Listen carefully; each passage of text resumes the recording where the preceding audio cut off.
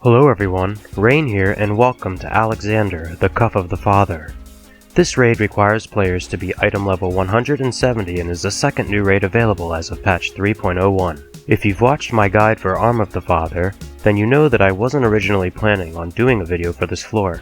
However, it was requested, and not covering this floor also left me feeling incomplete, despite how simple it may be. So without further ado, I present to you the gauntlet that is the Cuff of the Father.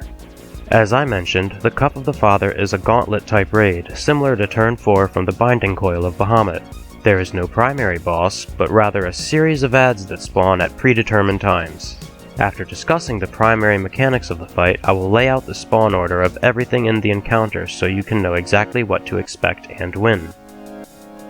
When you first approach the arena, you will notice two Magitech Gobwalker G7s behind the two Gorgian soldiers. These vehicles can be mounted by any player in the party, but assigning 1 DPS to one of the Gobwalkers should be more than sufficient for our needs.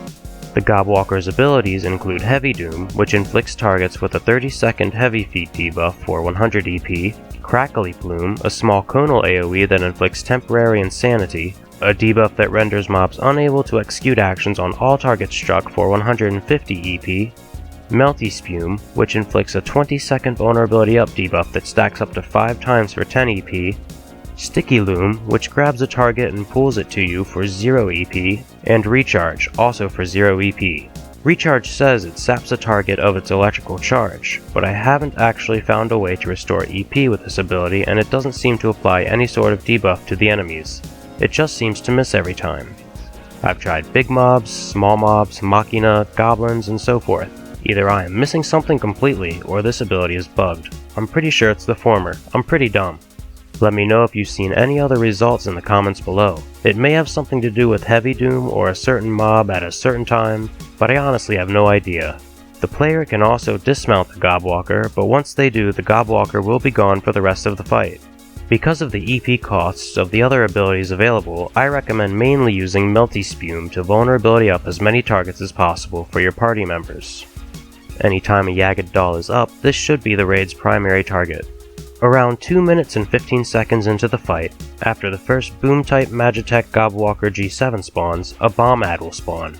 These ads continue to spawn throughout the fight about every 20 to 22 seconds until the last pack of mobs spawns. 15 seconds after spawning, the bomb will explode, dealing light damage and giving all affected players a fire resistance down stack. If players are hit with an occasional bomb, it is not a huge deal, but acquiring too many fire resistance down stacks will quickly make the bombs lethal. To avoid this, the player operating the Gobwalker should use Sticky Loom to pull the bombs away from the party into one of the corners of the arena where it can detonate out of range of the party.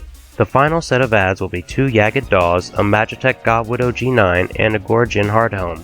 After the Gobwalker operator throws a few vulnerability stacks on the Jagged Dolls, my group chose to hit them with an AoE limit break as these two mobs are the most dangerous in the fight.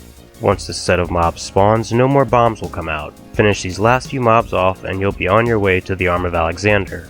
If you're interested in a detailed list of the mob and bomb spawns, I've included it below as they spawn from my group. I'll only show the list briefly, so just pause the video if you would like to study it. Not including bombs, there are 10 spawns with a grand total of 36 mobs. Congratulations on clearing the Cuff of the Father. This raid was honestly too easy in my opinion, but that's just me. I'm sure I'll be eating my words one day soon. Thanks for watching my guide, and if you liked it and want to see more of my Heavensward videos, feel free to subscribe. I appreciate your support and thank you for watching. Until next time, this is Rain, signing off.